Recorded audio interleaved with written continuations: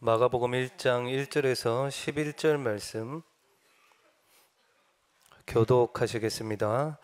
하나님의 아들 예수 그리스도의 복음의 시작이라. 선지자 이사야 그래 보라 내가 내 사자를 내 앞에 보내 그가 내 길을 준비하라. 광야에 외치는 자의 소리가 있어 이르되 너희는 주의 길을 준비하라. 그의 오실 길을 곧게 하라. 기록된 것과 같이 세례 요한이 광야에 이르러 죄사함을 받게 하는 회개에서 온 유대 지방과 예루살렘 사람이 다 나아가 자기 죄를 자복하고 요단 강에서 그에게 세례를 받더라. 요한은 낙타털 옷을 입고 허리에 가죽띠를 메뚜기와 석청을 먹. 그가 전파하여 이르되 나보다 능력 많으신 이가 내 뒤에 오시나니 나는 굽혀 그의 신발끈을 풀기도 감당하지 못하겠노라.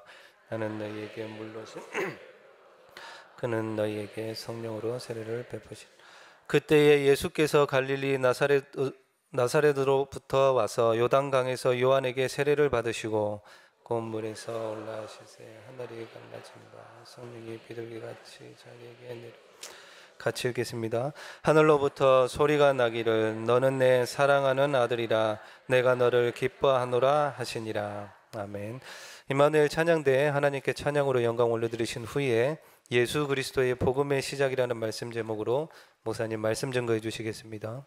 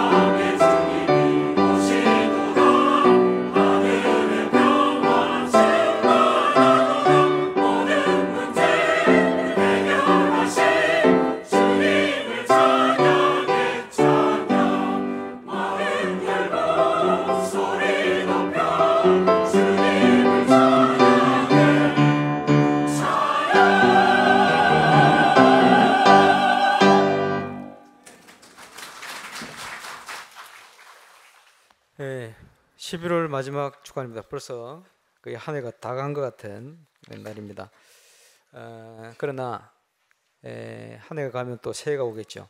2017년을 하나님 은혜로 보내고 또 2018년을 믿음으로 준비하는 은혜가 저와 여러분에게 넘쳐나시기를 주 예수 이름으로 축원합니다. 예수 그리스도께서 이 땅에 성경의 약속대로 오셨습니다. 약속대로 오셨다는 그 기록이 복음서입니다. 그래서 제자 마태, 마가, 누가 또 요한을 통해서 복음서가 기록되었습니다. 그런 중에 마태복음은 아브라함과 다윗의 자손 예수 그리스도의 세계라 이렇게 시작합니다. 그것은 예수 그리스도의 왕권을 강조하는 만왕의 왕으로 오셨다. 하늘 땅의 모든 권세를 가진 만왕의 왕으로 오셨다는 것을 강조해서 기록하는 기록입니다.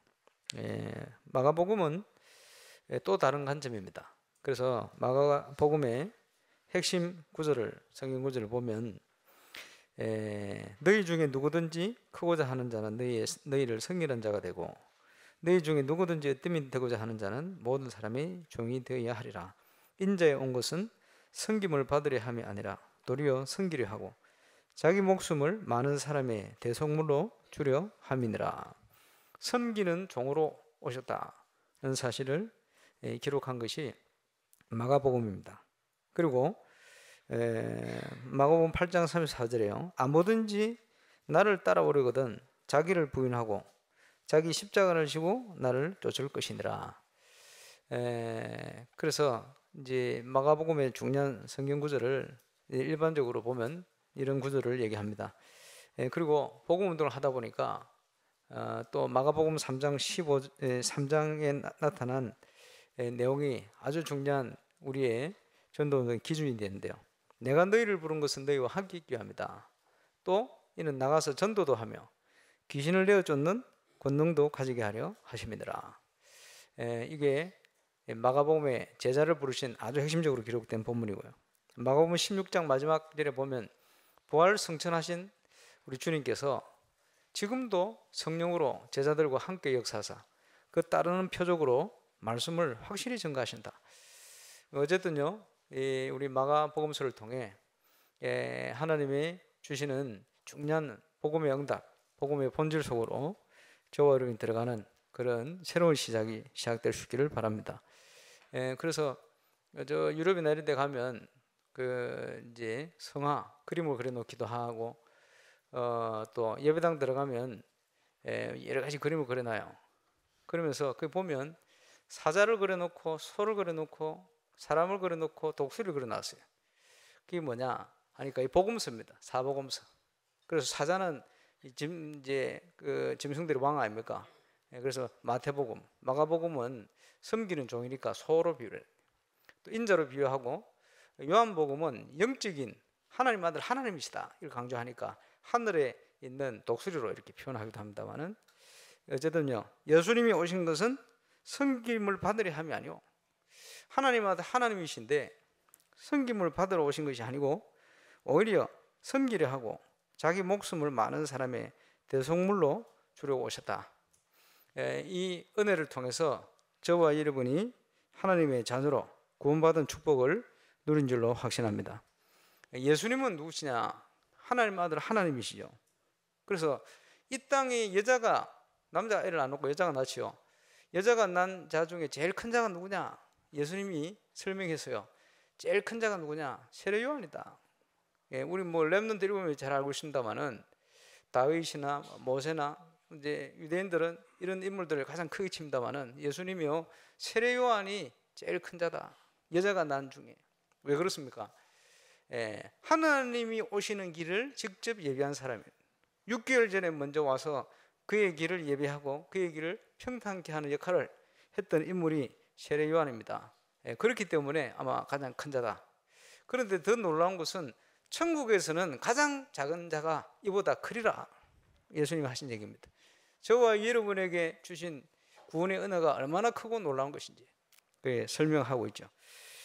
오늘 세례 요한이 증거를 합니다. 뭐라고 증거합니까? 이사야서를 빗대어서 얘기를 하죠. 보라, 내가 내 사자를 내 앞에 보노니 그가 내 길을 준비하리라.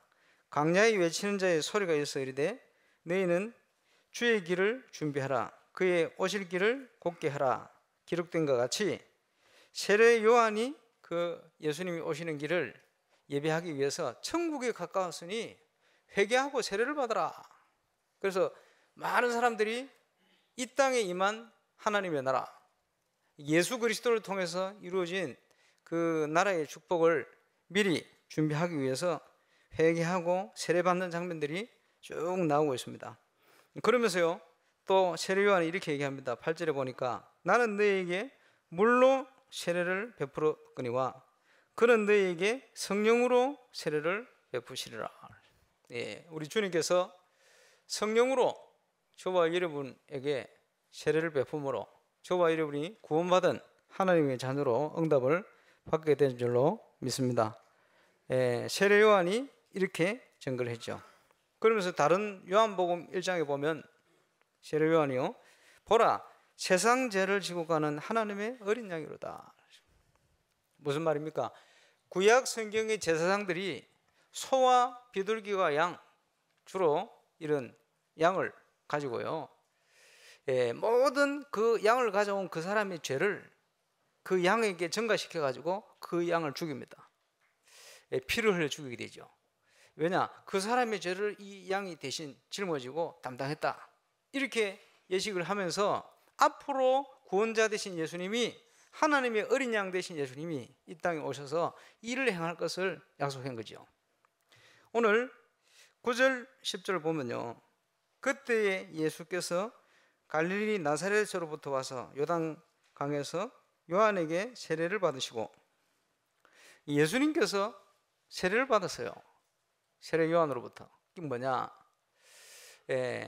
양이 말이요, 제사를 지내기 위해서 양을 잡기 위해서 양을 가져온단 말이에요. 그러면 그 사람의 죄를 그 머리 안수해서 이 사람의 죄를 전가를 시킵니다. 그리고 대신 이 양을 잡는 거예요. 죄 없으신 예수 그리스도께서 이 땅에 오셔서 세례 요한의 세례를 받으시는데, 그 장면은 어떤 장면이냐? 죄없는 하나님의 아들께서 모든 인류의 죄를 대신 담당하기 위해서 그 죄를 전가하는 그 장면입니다. 그러면서 곧 물에서 세례를 받고 올라오실 새 하늘이 갈라짐과 성령이 비둘기같이 자기에게 내려오심을 보더니 하늘에서 소리가 나지요. 너는 내 사랑하는 아들이라, 내가 너를 기뻐하노라 하시느라. 하나님께서 우리를 얼만큼 사랑하시느냐? 우리를 구원하기 위해서 당신의 독생자 아들, 하나님 아들, 하나님이신 예수 그리스도를 인간의 몸을 입혀서 우리 죄를 대신해 죽게 만들려고 이 땅에 보내신 겁니다. 그리고 우리의 모든 인류의 죄가를 이분께 담당시켜서 이제 십자가 지시기 위해서 그 예식을 행한 거예요. 이걸 통해서 저와 여러분을 구원하실 것을 하나님께서 기뻐하시고, 이 예수 그리스도가 세례받는 장면에서 하늘로부터 이런 음성을 들려주신 거예요. 참 감사한 일이죠. 예수 그리스도께서 이 과정을 거치시고 성경대로 십자가 지시고, 성경대로 피 흘려 죽으시고, 성경대로 저와 여러분의 모든 문제를 해결하시고, 요한복음 19장 30절에 기록된 대로 모든 것을 다 이루시고 저와 여러분을 구원하신 줄 믿습니다. 이사야서 9장 한번 찾아볼까요? 예수 그리스도에 대한 예언이 아주 많습니다. 그래서 지금까지 찾아낸 것만 460번 이상 되지죠. 9장 6절 7절에 예수님에 관한 예언이 또 기록되어 있습니다. 이 성경은 예수님이 육신을 가지고 이 땅에 2000년에 오시기 전 거의 700년 전에 이사야 선지자를 통해서 예언되고 기록된 성경입니다. 9장 6절에 보니까 이는 한 아기가 우리에게 낳고 한 아들을 우리에게 주신 바 되었는데, 그죠? 하나님 아들 예수 그리스도가 아기 예수로 오실 것을 이렇게 예언하고 계신 겁니다. 근데 아기 예수로 나셨는데 탄생이라기보다는 어찌 보면 원래 계시던 분이 인간의 몸을 입고 오신 거예요. 그래서 성탄절 이러는데 더 정확하게 얘기하면 오셨기 때문에 강탄절, 이게 더 맞을 수도 있습니다. 그의 어깨에는 정사를 메었고, 그 정사가 뭡니까? 정치를 하려면 우리가 전부 나가서 투표를 다 해야 되잖아요. 그리고 힘드니까 한국에서는 국회의원을 세워가지고 국민의 대표로 지역마다 세워가지고 정치를 하게 만듭니다. 그런데 구원이라는 역사, 그 역사를 이루기 위해서는 우리 인간이 할 수 있는 게 아무것도 없어요. 그래서 그 정사를 스스로 메신 겁니다. 그래서 그의 어깨에는 정사를 메었고, 인간의 모든 죄와 저주의 문제, 12가지 근본 영적인 문제를 해결하기 위해서 인간은 할 수 있는 게 아무것도 없어요. 그래서 그 정사를, 영적인 정사를 스스로 감당하기 위해서 어깨에 정사를 메었다. 그리고 그의 이름은 기묘자라, 모사라. 이게 뭡니까? 기묘하다 이런 표현하죠. 우리가 생각하기에 형언할 수 없고 불가능해 보이는 이 엄청난 일들을 하나님께서 행하신다. 그래서 기묘자라, 모사라, 뭐 어렵게 표현되어 있습니다만은 영어로 표현한다면 원더풀 카운셀러 이렇게 표현할 수 있습니다. 원더풀한 상담가다. 저와 여러분의 인생 모든 문제에 대한 완벽한 답을 주시는 분이다. 그러면서 아기로 오신 그 예수님은 누구냐? 전능하신 하나님이라. 하나님 아들 하나님이시다. 그리고 영존하시는 아버지라. 우리에게 참된 은혜와 평강을 주시는 평강의 왕이시라 할 것입니다. 예수님에 대한 예언입니다. 7절에요. 그 정사와 평강에 다함이 무궁하여 또 다윗의 왕자와 그의 나라에 군림하여 그 나라를 굳게 세우고 지금 이후로 영원히 정의와 공의로 그것을 보존하실 것이라. 만군의 여호와의 열심히 이를 이루시리라. 구약 성경에는 다윗의 왕국으로 이렇게 표현되어 있습니다만은 왕권을 가지고 오시는 예수 그리스도. 그래서 마태복음 1장에 아브라함과 다윗의 자손 예수 그리스도의 세계라. 참된 왕권을 가지고 오셔서 이 세상 권세를 멸하시고 우리를 구원하시고 그 은혜를 이루어 가시는 그리스도의 역사에 대해서 이렇게 설명하고 계신 겁니다. 이 예수 그리스도의 오심을 예비하기 위해서 이사야 40장을 한번 또 찾아보겠습니다.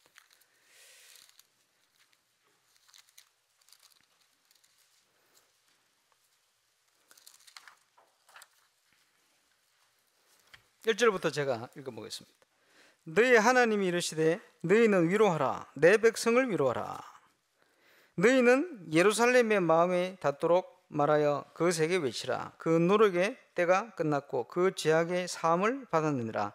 그의 모든 죄로 말미암아 여호와의 손에서 벌을 배나 받았느니라 할지니라 하시니라. 3절에 세례 요한에 대한 예언이 여기 나옵니다. 외치는 자의 소리가 이르되 너희는 광야에서 여호와의 길을 예비하라. 사막에서 우리 하나님의 대로를 평탄케 하라. 골짜기마다 도도해지며 산마다 언덕마다 낮아지며 고르지 아니한 곳이 평탄하게 되며 험한 곳이 평지가 될 것이요 여호와의 영광이 나타나고 모든 육체가 그것을 함께 보리라. 이는 여호와의 입이 말씀하셨느니라. 예수 그리스도가 오실 때 이런 일이 일어날 것을 미리 예언하셨어요. 그 예언대로 그리스도께서 오셨고 외치는 자의 소리로 사자를 앞서 보내신 것 같이 세례 요한이 와서 물로 세례를 베풀면서 높아져 있는 강파져 있는 많은 마음들을 낮아지게 또 복음을 받도록 이렇게 만든 것입니다. 어찌 보면 세례 요한의 사명이 저와 여러분의 사명이에요. 그러면 이것을 통해서 이루어진 예수 그리스도의 복음, 그 복음을 어떻게 해야 되겠냐? 저와 여러분이 체험하고 누려야 되겠죠. 그래서 오늘 마가복음 1장에 나타난 대로 예수 그리스도의 복음의 시작, 저와 여러분 속에서 시작되어지고 또 저와 여러분 현장의 응답으로 나타나기를 주의 이름으로 축원합니다. 교회를 다니다가 신학교를 갔어요. 하나님 계시지 않겠나? 어느 정도 마음속에 하나님 계시다, 하나님이 인도하신다, 말씀 묵상을 통해서 하나님 계시구나, 이런 것들을 체험하고 있는 중에 1992년도 제가 다락방 메시지를 만나게 됐어요. 1992년 2월 신학교. 내용은 뭐냐? 현장 복음 메시지 1가 구원의 확신. 구원의 확신 속에 우리가 받은 구원이 뭐냐? 불신자 상태가 어떤 것이냐? 예수 그리스도는 도대체 누구냐? 어떻게 우리를 구원하셨냐? 구원받은 자가 가져야 될 확신은 어떤 것이냐? 1시간 메시지를 듣는데 저는 완전 충격에 빠졌어요. 하나님의 자녀인지 아닌지 헷갈리던 제가 말씀을 통해서 하나님의 자녀라는 확신을 가지게 됐어요. 내가 어떤 상태에 빠져 있었는데 구원받았다, 그거 알게 됐어요. 지금은 불신자 상태 12가지를 얘기합니다만은 그때는 불신자 6가지 상태를 얘기했거든요. 몰랐었어요. 제가 불신자 상태에 그런 속에 빠진지 몰랐었어요. 모든 사람이 원인도 모르고 방황할 수밖에 없는 것은 죄로 인하여 하나님을 떠난 상태에 사단의 권세에 사로잡혔기 때문이다. 그때 알게 되었어요. 그리고 그때 하나님을 떠나 있을 때 영적으로는 세상 풍속을 쫓고 공중의 권세 잡은 자를 따라 나도 모르게 운명 따라 갈 수밖에 없다. 그때 알게 되었어요. 착하게 살아도 안 되고 노력해도 안 되고 열심히 해도 안 된다는 사실을 그때 알게 되었어요. 왜 이렇게 어려움이 오고 왜 이렇게 재앙이 오는가? 그때는 몰랐었어요. 예, 육신적인 문제가 수만 가지가 있는데 이걸 해결하려고 몸부림칩니다. 근데 이게 영적인 문제라는 걸 그때 알게 되었어요. 성경이 말씀하신 불신자 상태지. 나도 모르게 미래가 불안하잖아요. 지옥 배경 가운데 살고 있다는 사실을 그때 알게 되었어요. 조상 때부터 있던 영적 문제가 3, 4대까지 후대에게 미친다는 사실을 그때 알게 되었어요. 충격이었습니다. 예, 그 문제가 올 수밖에 없는 이유가 인간의 근본 문제라는 걸 그때 알게 되었어요. 왜 예수님이 구원자 되는가? 그때 처음 깨닫게 됐어요. 예수가 그리스도다. 우리는 계속 듣고 있습니다만은 왕, 선지자, 제사장 계속 듣잖아요. 왜 그리스도인지 그냥 구원자로 알았죠.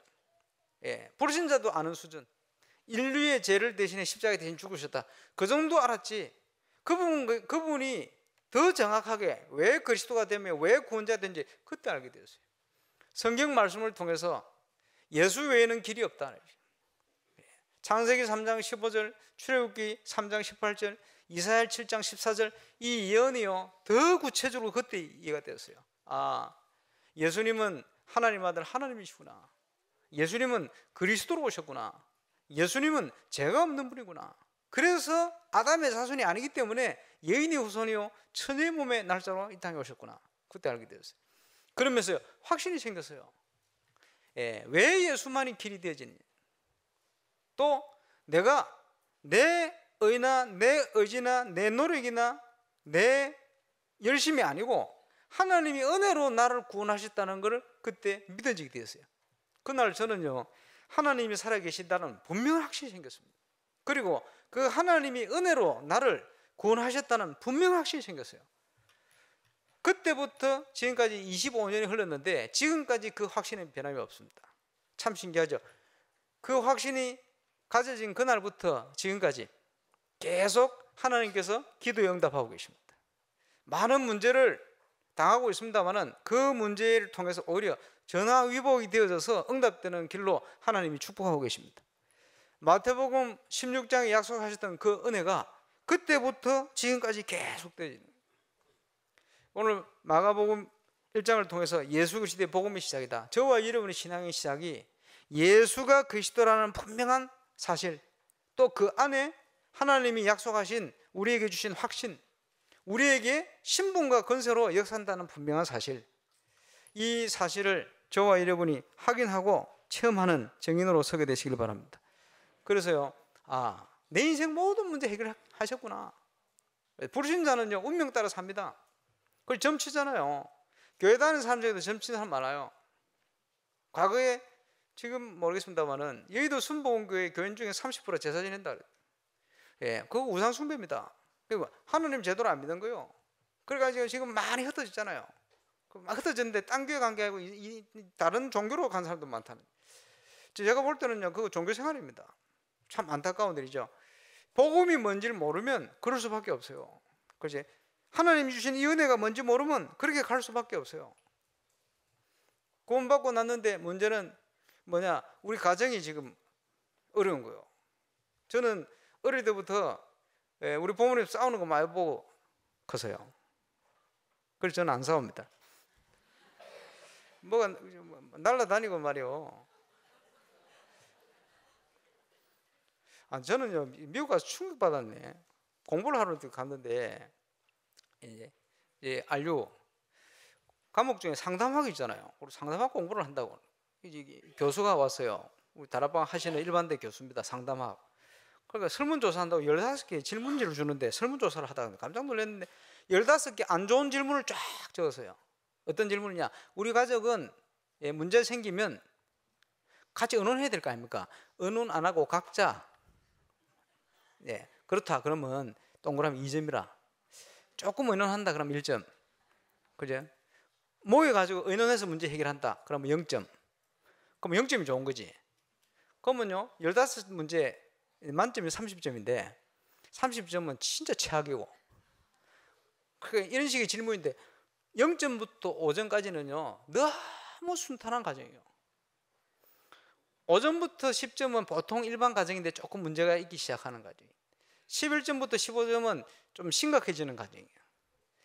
16점부터 20점은요 범죄자가 나올 가능성이 있네요. 제 점수가 26점이었습니다.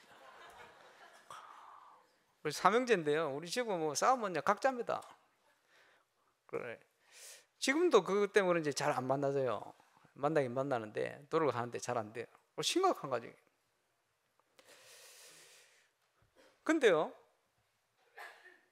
참 은혜죠. 복음을 받고 났더니 이 복음 은혜 속에 들어왔고 났더니 제가 제 과거가 제 삶이 제 가정이 그랬는지 모르겠어요. 기억이 안 나요. 그리고 부족합니다마는 저를 만나서 복음 받고 상담한 분들이 중요한 답을 얻고 하나님 앞에 서는 걸 보면서 지금 생각해 봐도 하나님 은혜요. 그래서 원더풀 카운셀러다, 그지? 완벽한 상담가다라는 사실이 확인되어지는 게 공부를 하다 보니까요. 제가 상담학적으로도 완벽하게 상담을 해준 거예요. 그때 보면서 이게 복음의 역사구나. 제 능력이 아닙니다. 저와 함께 하시는 우리 주님의 역사요. 얘가 이제 복음을 처음 깨닫고 나니까 어떻게 가슴이 불탑니까? 그래서 복음 전에 전도해야 되겠다 생각이 드는데 우리 가정은 옛날부터 무너졌는데 제가 교회 오고 더 무너지더니 다락방으로 완전 무너져 버렸어요. 완전 무너져가지고 부산에 있다가 양남 어머니 고향이. 그리고 그 집을 지어가지고 이제 돼지 키우면서 이렇게 사시는데 한 달은 갔더니 얼마나 싸웠는지 제가 없을 때 사건 사고가 많이 터져요. 이래가지고 어머니 손가락 부러져 버려. 우리 아버지가 어머니 죽인다고 말이에요. 해머를 들다가 허리 삐걱해 넘어졌어요. 그래서 저는 그때 뭘 느꼈냐? 생명은 하나님 손에 있다. 저만 믿습니까? 이상하죠. 아버지가 쓰러져 가지고 3일 동안 꼼짝을 못했어요. 갔더니 누워 계시더라고. 꼼짝 못하고 해머 들다 그러셨대. 그래서 제가 아버지 가슴에 손을 얹고 축복 기도를. 그러니까 못 움직이는 분이 막 흐느끼 우시더라고요. 여러 가지 그런 체험을 했어요. 그러다가 복음을 받고 말이에요. 그래 얼마나 감사합니까? 전도해야 되겠다 생각을 하는데 이 가정 문제가 제일 걸리는 거예요. 장류에 있는 장류 수양관이라고 이 목사님 집회를 한번 하셨어요. 그 수양관 가면 1층 그쪽 계단 올라가 2층에 강당 이렇게 있는데 그 뒷자리에 쭉 앉아 있는데 그 집회를 참여했는데 그때까지 저는 테이프만 들었거든. 집회에 참여하고 봤더니 제가 상상했던 키가 아니셔요. 메시지 들을 때는 막 이런 거부로 생각이 드셨는데 가봤더니 아니시더라고요. 그리고 이제 집회를 한 메시지를 하시는데 얼마나 확신 있게 메시지를 하십니까? 그러고 있는데 목사님 메시지를 하시는데 저는 하나님이 저한테 주시는 음성을 들었어요. 마태복음 24장 14절. 이게 가슴에 확 다가오는 거예요. 뭡니까? 이 천국 복음이 땅 끝까지 증거되어야 하리니 그제야 끝이 올 것이다. 이게 가슴에 확 다가오는데 순간 우리 가정 문제는 문제가 아니다 이런 생각이 딱 들어요. 가정 복음아 그건 하나님 손에 있다 믿음이 딱 생겨요.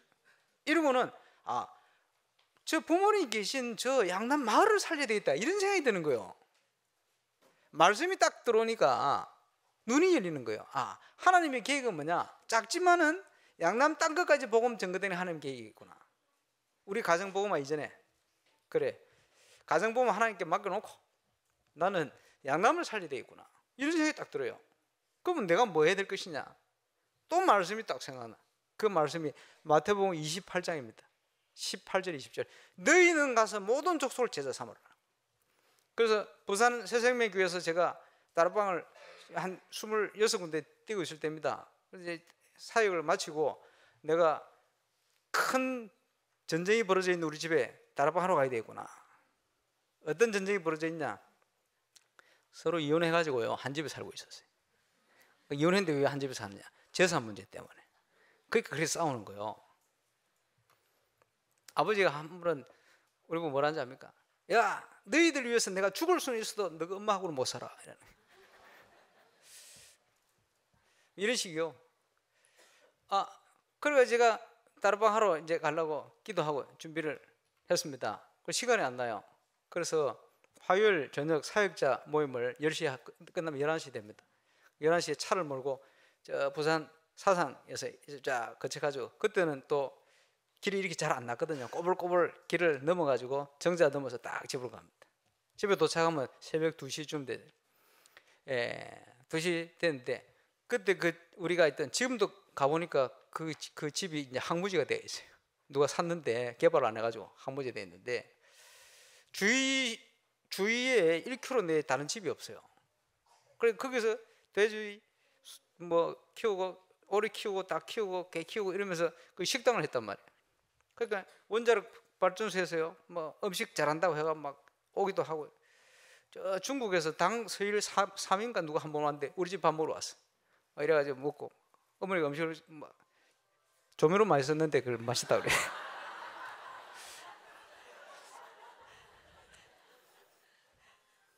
그러니까 이제 아무도 없으니까 싸우기 좋죠. 그 놀기 좋고. 식당에 그날 또 사람이 많은데 뭐 밤새도록 노는 거예요. 그게 제가 가서 뭐라 얘기했냐, 마음속에 확신을 가지고 딱 갔더니, 어머니는 부엌에 그 다락방 같은 방이 있어요. 문을 퉁 열어보니까 대나무 갖다 놔서 친구가 보살이래. 흰주 딴지 쌀 담아놔 모자 씌워놨대. 그 옆에는 또 촛불 켜놔서 그 초에 그림 그려져 있잖아요. 누가 이렇게 일하고 앉아 있더라고. 뭐 쉽게 얘기하면 우상숭배지. 이 우상숭배 어떻게 합니까? 제가 집어 치우겠습니까? 그게 아니고 우리 어머니가 복음 받고 치우도록 만들어야 되겠다. 복음 안 받은 불신자는요 그럴 수밖에 없어요. 그걸요 복음도 안 받았는데 치아라 이렇게 하면 못 치웁니다. 재앙받습니다. 그래서 복음 받고 치우도록 만들어야 되겠다 선포했어요. 다음 주부터 제가 다락방 하러 오겠습니다 이러면요 부모님이 무슨 말인지 못 알아듣잖아요. 성경 공부하러 오겠습니다. 준비하고 기다리십시오 이러고 나 와버렸어. 그리고 그 다음 주에 시간표 되어서 복음 편지 1가를 들고 집으로 갔어요. 새벽에 도착해서 잠을 자고 아침 눈을 뜨고 일어났는데 밤새도록 노는 거예요. 이 사람들이 우리 집에서 식당이니까. 이래가지고 이 사람들이 7시 45분에 갔어요. 시간을 아직도 기억해. 8시부터 다락방 1가 복음 편지. 아버님, 어머님, 형수님 복음 쫙 편지 읽는데 어머니 딱 듣다가 나가버려요. 밤새도록 잠도 못 잤지. 그 속에 보면 우상숭배하면 3, 4대 망한다 이런 거 나오니까. 그래서 나간 게 아니고 나가셔야 돼. 왜냐? 자존심 강한 우리 아버지가 어머니 옆에 계시면 절대 영접기도 안 해요. 아버지, 어머니, 아버지, 형수님 계신데 아버지 예수 그리스도 구주로 영접했어요. 감사하죠. 우리 형수님은 옛날에 차 타고 제가 부산으로 데려다 주면서 차 안에서 예수 영접했고, 이러고 아버님 기도를 하시는 거예요. 예수 영접 기도. 그리고는 제가 바빠서 부산 와버렸어요. 부산 왔다가 다음 주에 복음편지 2가 들고 탁 갔어요. 딱 그러더니 새벽에 아버지 저를 깨워요. 깨우더니 야, 너는 전도사가 돼서 좀 일찍 일어나서 기도도 하고 그러지 이라는 거예요. 아버님 왜 이러시나 분위기 이상하게. 그래서 의리상 봤더니 야, 목사님 참 젊대 이라는 거예요. 교회 가라 소리도 안 했는데 양남교회 갔어. 그러면서 하신 얘기가 야, 교회 가니까 이상해 그러게. 그 생전교회 처음 가신 분이 뭐가 이상합니까 아버지 그랬대. 아니 사람들이 왜 자기들만 천국 가려고 그래. 전도 안 한다고. 내보고 전도사 시키면 마을 사람들은 3분의 1은 꺼지고 올 건데 이래놓고 평생 전도 한 번 안 하고 가셨습니다만.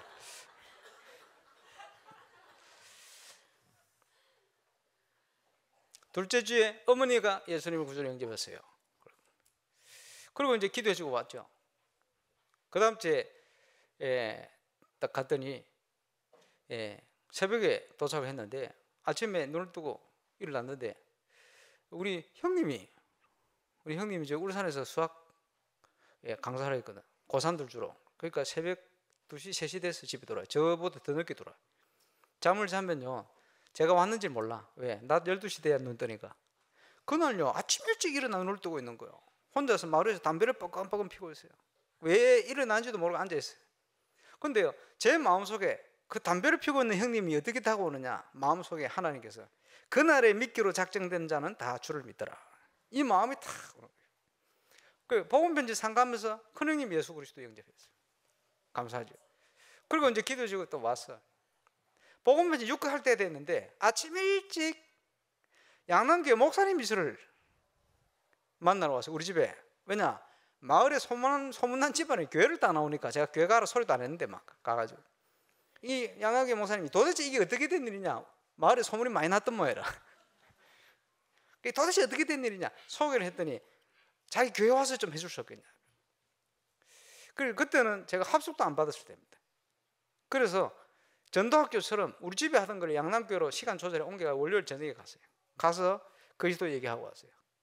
그런데 하나님이 응답을 또 주셨어요. 많은 응답을 주시는 중에 한 번은 보니까 그 성도 여자 집사님 작은 애가 다니는 초등학교 그 교장 교감 담임 선생님 뭐 이래가지고요 식사 초청해가지고 이제 복음 전한다고. 예, 그 다음 주에 갔더니 또 큰애 중학교 교장 교감 담임 선생님 제가 만나게 해놨어요. 그때가 제가 20대 초반 아닙니까? 그러고 있는데 그 중학교 교장 선생님이 복음 받고 예수 영접하고 월요일 그 모임을 계속 참여를 했어요. 그리고 우리 집에서 1km 내려오면 알코올 중독 30대 아저씨 살거든. 이 아저씨가 복음 받고 바뀌었어요. 원자력 신우에 발전소 자살하려고 몇 번 시도한 사람이 복음 받고 변화돼가지고 대구로 이사를 갔어요. 예, 술집 나가시던 여자분이 복음 받고 회복이 돼가지고 와가지고요 교회 성도가 되지고 집사가 되고 이 교회가 자꾸 붕대기 시작하는 거예요. 제가 가서 영접시킨 게 아니고 그 양남교회 성도를 통해서 문이 열렸어요. 이래가지고 그 목사님하고 지금도 계십니다만 수석 장로님 몇 분 합숙을 좀 받았어요. 이러면서요 진행이 되다가 다락방 2단 시비가 딱 오니까 등을 돌리대. 그 장로님 아직도 우리 계속 그 사회를 해야 되는데 뭐 이런 얘기를 하신답니다. 나이롱 집사 한 분 계시는데 우리 사촌 형 지금 장도대가 있는데 가족들 전혀 복음 보전하고 있어요. 기도하고 있습니다만 어쨌든요 저는 그걸 통해서 다락방이 뭔가 뭐 조금 알게 됐어요. 제가 한 거 없습니다. 우리 집에 가서 그냥 시작한 거요. 뭐가 복음 편지 읽어주는 거예요. 그런데 하나님이 역사를 하셨어요. 물론 저는 언약을 붙든 거요. 양남 땅 끝까지 복음 전거된 하나님 계획이다. 말씀 운동을 통해서. 그때는 훈련을 못 받았기 때문에 어떻게 확산시켜 가야 되는지를 몰란 거예요. 지금 같으면 제가 그런 식으로 교회를 옮기고 이렇게 안 합니다. 교회는 따로 하고 우리 집 또 연결해 갈 텐데 그걸 몰란 거예요. 왜? 훈련을 전혀 못 받아요. 그러나 하나님께서 다락방이 뭔지는 조금 알게 하셨어요. 다락방 현장이 뭡니까? 그리스도가 증거되어지는 그 현장에 하나님의 나라가 임하는 거예요. 그리스도가 지속해서 증거되는 그 현장에 하나님께서 구원의 역사를 이루어 가는 거예요. 저는 저희 가정을 통해 그거 확인했어요. 제가 부족하지만 이 얘기를 하고 다녔더니 제 간증을 듣는 사람 중에 가정복음화 굉장히 많이 일어나요. 그거는 왜 그렇습니까? 믿음이 생기기 때문에. 예, 다락방이 뭔가? 부산 합숙을 가게 되었어요. 그 합숙 가가지고 은혜 받는 중에 창간을 갔어요. 창간을 또 갔는데 누가 다락방을 인도하는 곳이냐? 지금 애틀란타 내년에 그 RC가 애틀란타에서 뭐 아마 되는 모양인데 이 사역하고 계신 지선옥 목사님 그때 집사였거든. 그 집사님 하는 다락방을 가게 된 거예요. 자기 집이 아니고 한 지역의 조장 집이요. 그래 좀 일찍 갔거든. 일찍 딱 갔더니 조장이 준비를 하는 거예요. 사역자는 지산옥 집사. 그래 그 집은 이름 모르겠고. 그래 그 집에서 조장 역할을 하는 사람이 메신저는 있고 조장이 사람들에게 전화를 막 해요. 가만 들어보니까 새신자라. 새신자가 오니 못 오니 이러는데 이 사람이 다 기도하면서 권면을 하는 거예요. 요 시간 꼭 참석 하는 말씀 꼭 들어야 되니까 꼭 와라고. 나중에 보니까 왔더라고요. 그러고 있는데 그래서 그 사람은요 새신자가 되어서 교회를 올 수가 없어요. 여자분인데 남편이 알면 핍박하지 가족들 알면 난리가 나거든. 근데 이웃에 모르게 이웃에 갈 수는 있잖아. 시장 간다고. 그 평일날 그 시간에 말씀 들어오는 거예요. 근데 그것을 자기 힘이 없으니까 조장이 기도하면서 건면하고 챙기고 이러는 거예요. 이러고 있는데 제가 어떤 말씀이 딱 생각이 나느냐. 그 복음서에 보면요 예수님이 비유했어요. 주인이요 일이 있어서 그냥 타국에 갔다가 돌아오보니 지혜로운 종이 말이요 남녀종들에게 때를 따라 꼴을 나눠줘. 이렇게 있는 자가, 이렇게 하는 자가 있으면 주인이 올 때 큰 복이 있을 것이다. 여러분, 때를 따라 하나님 백성에게 말씀을 전해줘야 돼요. 그지? 꼴을 전해준다. 이게 얼마나 축복된 사역인지 모릅니다. 저는 그 말씀이 딱 생각나는데 이 다락방이 그거구나 이런 생각이 들더라고요. 왜냐? 그 사람이요 교회 가서 말씀 들을 수 있는 힘이 없어요. 근데 어디서 말씀 듣습니까? 어디서 꼴을 먹습니까? 다락방 현장이요. 아, 이 다락방 현장이 이런 현장이구나. 하나님이 기뻐할 수밖에 없겠구나 이 생각이 드는 거예요. 저와 여러분이 현장에서 생명 살리고 말이요, 그 현장에서 복음 말씀을 전해주고 말이요, 꼴을 먹인다. 이게 얼마나 큰 축복된 사역인지 모릅니다. 우리 주님이 재림에 오실 때 그런 사람이 있으면 그 사람이 복이 있을 것이다. 아, 이 다락방 사역 이런 사역이구나.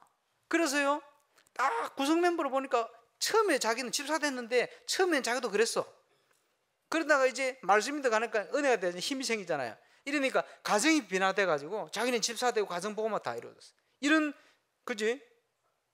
새 신자는 아닌데 하여튼 그 새 집사, 네, 뭐라 표현해야 될까? 그런지 몇 년 안 됐는데 집사.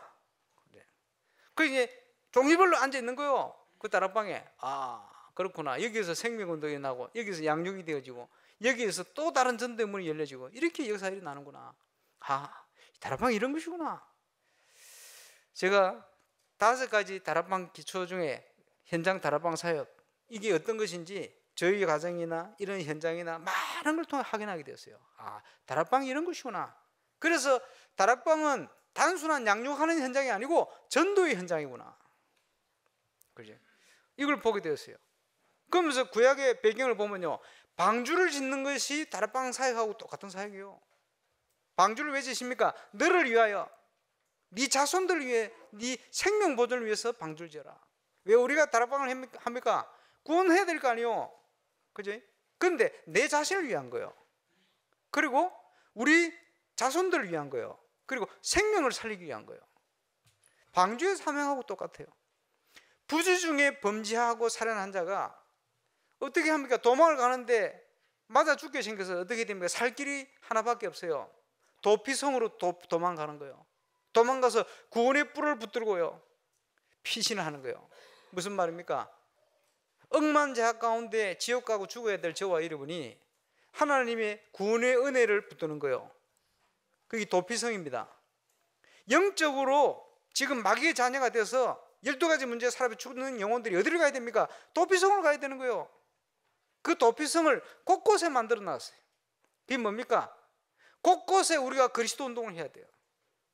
곳곳에 말씀 운동을 해야 돼요. 곳곳에 영적 도피성을 해야 됩니다. 구약 성경에 말씀하신 도피성의 의미 그거거든. 저와 여러분이 그리스도 운동, 말씀 운동 하는 것이 그와 같습니다. 방주를 짓는 사명과 같아요. 그래서 저는 예수가 그리스도라는 걸 체험했어요. 예수는 모든 문제 해결자 되신다. 그 안에 있는 축복에 대한 부분을 확신을 가지게 됐어요. 그것 따라 응답을 받고 있습니다. 부족하지만 저와 여러분 기도와 함께 움직이는 곳에 하나님의 나라가 이루어지고 있습니다. 여러분 기도하신 그 기도에 지금 바누아투 한 나라 전체가 지금 변화되고 있습니다. 하나님 은혜죠. 하나님의 나라가 임하는, 부족한데 하나님께서 주신 응답을 가지고 정인으로 서는 거예요. 지금 이제 이 응답 속으로 저와 여러분 들어가야 됩니다. 구원의 은혜를 누려야 돼요. 지금 지난주에 세례받은 분들도 많이 계십니다만 문답을 하면서 물어보니까 이 복음의 기본 메시지가 아직도 많이 내게 안 되어 있어요. 그지? 옛날부터 내가 질문을 하거든요. 그리스도의 삼직이 뭡니까? 여러분, 왕, 선자, 제사장 대충 대답을 하죠. 그리스도께서 당신을 구원하기 위해서 뭘 해주셨습니까? 이러면 헷갈려. 똑같은 얘기인데 헷갈려. 왜? 왕, 선자, 제사장 내하고 상관이 없어 지금. 그렇잖아요. 왕, 선자, 제사장이 되셔야만 나를 구원할 수 있거든요. 그렇잖아요. 그리스도께서 내 모든 죄와 저주를 십자가에 대신 죽으셨습니다. 그리고 하나님 만나는 길을 여셨습니다. 내가 이길 수 없는데 내 운명을 붙들고 있던 사단 권세를 꺾어버렸습니다. 그리고 나를 그 가운데서 건져냈습니다. 금방 제가 3가지 직분을 다 얘기했잖아요. 예수님 어디 계십니까? 헷갈려. 어디 오시라고 기도했습니까? 내 마음속에. 예수님 어디 계시죠? 내 마음속에.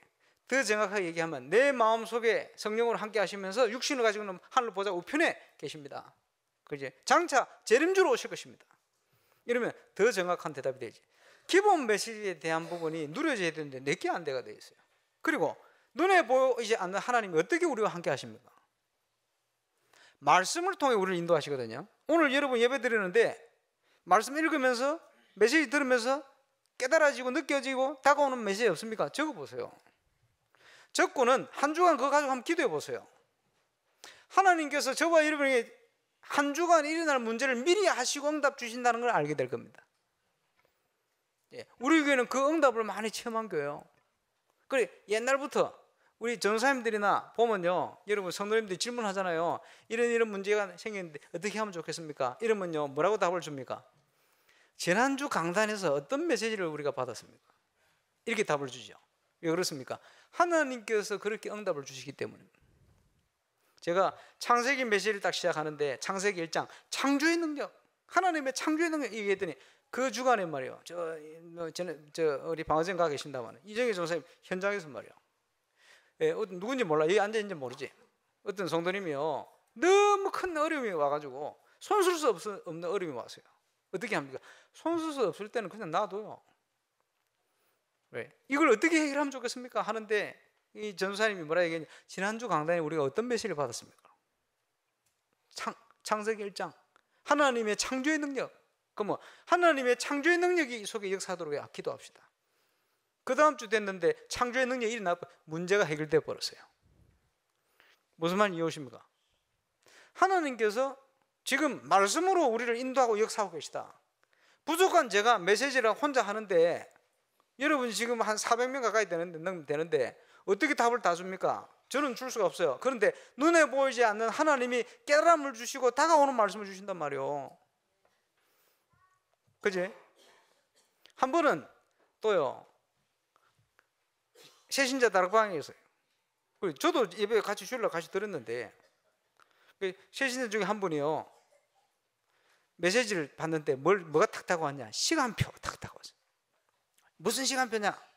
봤더니 아니 예수 믿고 너무 좋은데 친척 울산에 있어가지고 전도하러 갔더니 그따위 소리 하려거든 다시는 오지 말라 이래가지고 인간 취급을 안 하더래요. 이러고 갈 수가 있나? 예수 얘기를 예자도 꺼내지 말라고. 자기들은 절에 다니는데 이러고 있는데 아니 전도하고 싶은데 어쩝니까? 근데 시간표 이게 자꾸 마음속에 걸리는 거예요. 그래서 혹시나 싶어가 기도하면서 가봤더니 하루 전날 말이요, 심각한 일이 집안에 벌어져가지고 종교를 바꾸려고 하고 있더래요. 잘 됐지? 시간표라. 똑같은 다락방에 다른 성도님이요, 불신자 남편을 놓고 기도하고 있는데요, 시간표 붙들고 기도하고 있는데 남편이 먼저요, 야 나도 네 따라 교회나 가봐야 되겠다 이러더래요. 시간표. 얘기하려면 할 얘기가 많잖아요. 하나님이 예배를 통해서 우리에게 은혜를 주시는데 그 은혜 속에 한 주간에 우리의 삶을 미리 하시고 미리 답을 주십니다. 그지? 그 속에 내 업이 발견돼야 돼요. 그 속에 우리 렘넌트들은 내 학업이 발견돼야 돼요. 그 속에 하나님 주시는 은혜가 발견돼야 돼요. 그지? 이런 부분이 체험돼야 됩니다. 그래서 오늘 시간이 참 빨라요. 이부 예배는 우리 성견 10주년 됐습니다. 10주년 기념 예배 짧게 하고 후에 공연 행사가 1시간이랍니다. 이래가지고 무대 치고 지금 이거 끝나고 나면 날 모양인데 많이 동참하시고, 이번에는 우리 목사들 밴드를 만들었어요. 그래가지고 나 몰랐네, 김명진 목사님 드럼을 잘 쳐요. 연습해가지고 나머지 악기 하나씩 다 들고 설 겁니다. 그래서 우리 렘넌트, 우리 성교원 친구들을 축복할 겁니다. 기대하시라. 오시라고 제가 그렇게 강구하는 겁니다. 그리고 오후 4시에는 1회 지교회 사역자 수련을 할 겁니다. 그 뭐냐, 2018년부터는 본격적으로 할 거예요. 그래서 지금 강단 메시지를 가지고 포럼 할 수 있는 멤버들을 연령별로 10대별로 이제 끊어가지고 이제 조장 역할을 할 분들을 뽑았어요. 그리고 우리 여성도님들 한 30명, 남 성도님들 한 20명, 우리 청년 7명, 이게 57명입니다. 예, 몇 명만 일어나도 엄청난 일이 나는데 지금은요 한 60명 가까이 중년 멤버와 함께 포럼할 현장이 일어나서요, 하나님의 말씀, 강단, 본부 메시지가 현장으로 흘러들어갈 때는 정말 하나님이 재창조의 기적의 문들이 열릴 겁니다. 저와 여러분 현장과 그리고 이 비밀을 통해서 우리가 건축의 응답도 함께 누릴 겁니다.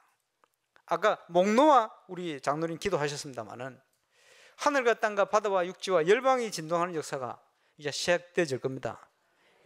거기에 저와 여러분의 주역으로 서게 되시기를 주 예수 이름으로 축원합니다. 결론입니다. 이제 주인을 바꿔야 돼요. 무슨 말인지 아시죠? 내가 주인인 줄 알았는데 복음을 모르고 있을 때는 마귀가 주인이요, 내 운명을 내가 바꿀 수 없게 되어버렸어요. 예수 그리스도를 구주로 영접하는 순간 우리는 거기서 해방되었어요. 해방되었으나 내가 아직도 주인 되어 있어가지고는 그 문제 해결이 안 되지는 거예요. 해결된 문제인데 해결이 안 되는 거예요. 그렇지? 그래서 그리스도가 주인 될 수 있도록 바꿔라. 어떻게 바꿀 것이냐? 불신자는 몸부림칩니다. 명상을 통해서, 그렇지? 여러 가지 기도를 통해서.